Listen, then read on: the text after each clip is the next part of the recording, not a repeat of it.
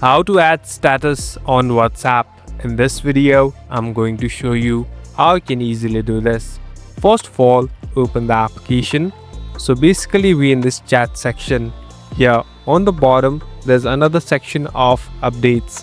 Tap on updates. Here on the top, you can find add status. Simply tap on add status. So basically this is a type of story that you can keep on WhatsApp. Now you can select the photo or video that you want to add. So here I'm tapping on one. Now you can easily customize and at last hit on next. So the story will be updated and the status will be updated too. Now the friends and people added with you will be able to easily view it. Thank you for watching this video. I hope this video will help you.